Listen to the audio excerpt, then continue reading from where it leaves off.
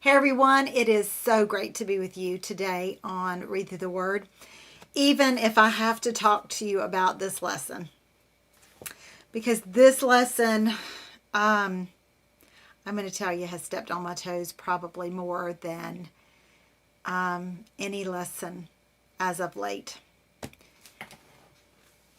The word, y'all know how I am. Just one word will just like almost choke me. I don't know if y'all were that way, but I can be reading and just like enjoying it, or either reading it and going, I don't have any idea what you're trying to tell me, Lord. I do not understand this. Having these head conversations with God through the Holy Spirit.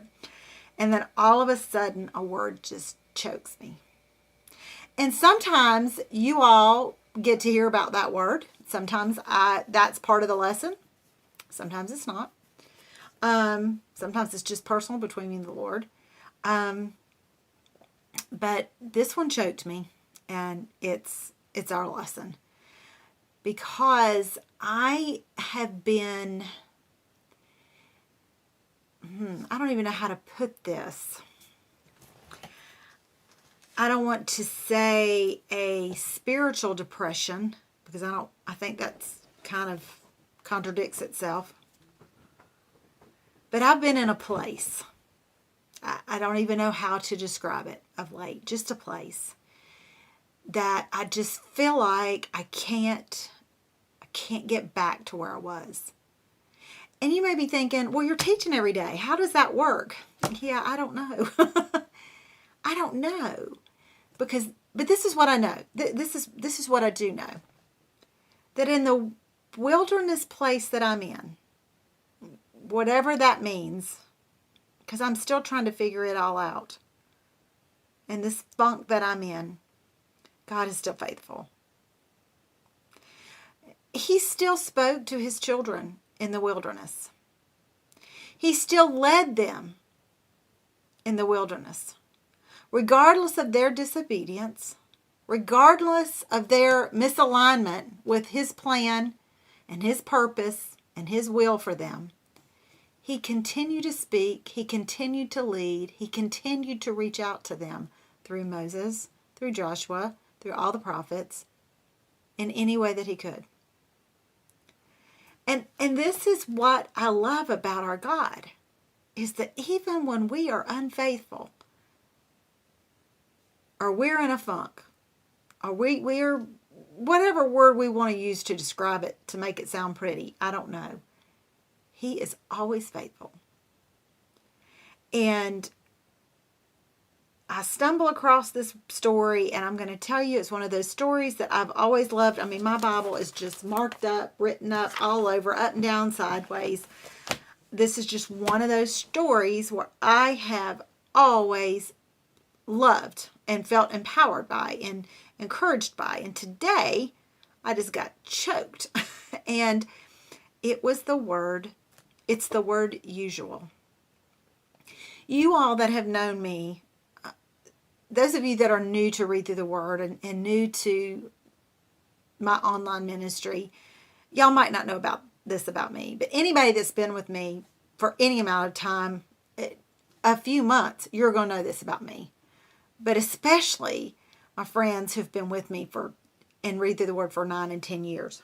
You know this about me. My quiet times are extremely important to me.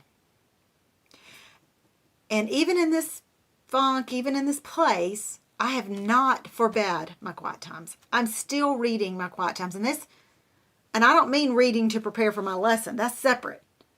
I read and I study my personal quiet time, but then I also read and study for our lessons. But let me tell you what's been missing. It's this. It's my usual. And it's been gnawing at me. It's been gnawing at me, and it's been gnawing at me. And then all of a sudden today, it choked me. I have not protected my usual. I have allowed other things to distract and direct me away from my usual.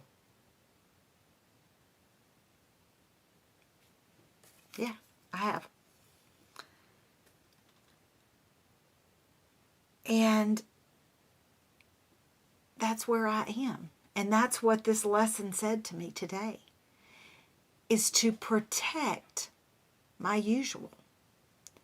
And not to let anything come in the way of my usual. And I just want to say, if you don't have a usual, get a usual. And a usual there, just in case you don't know, is habitual or customary, commonplace, everyday. That's what usual is. It's some place that you habitually go to, or that something that you habitually do. It's custom to you. It's commonplace for you. It's every day. Get that place if you don't have it. Get that place. And then when you get it, protect it. This is one of the things that I so admire about Daniel, is that he got this news, and he didn't care about the news. He went to his usual place at his usual time and did his usual thing. And it doesn't say he begged God to change the plan or to change it doesn't say any of that. It says that he gave thanks, just as he always had done, giving thanks to God. He had a usual place. He had a usual path. He prayed right to God. That's his path. He had his usual posture and his usual prayer. Did that change his circumstance? It did not. He still got arrested. He still got thrown in the lion's den.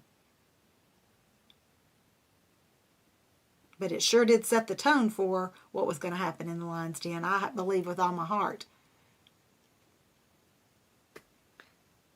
So even though nothing changed for Daniel in his prayer, in his usual, he was prepared for what was coming next. And that's what prayer does for us. In our usual place, in our usual path, in our usual posture, in our usual prayer, we are prepared for what's coming next, whatever it might be. So here's our challenge. Don't let anything change your usual. Daniel was willing to sacrifice his life for his usual. What are we willing to sacrifice for our usual? Are we giving up sleep? Is sleep worth it? Is staying up late and working? I don't know what it might be. But I know what my word is for today, and my something to do is to get back to my usual as soon as possible. We'll see you tomorrow on Read Through the Word.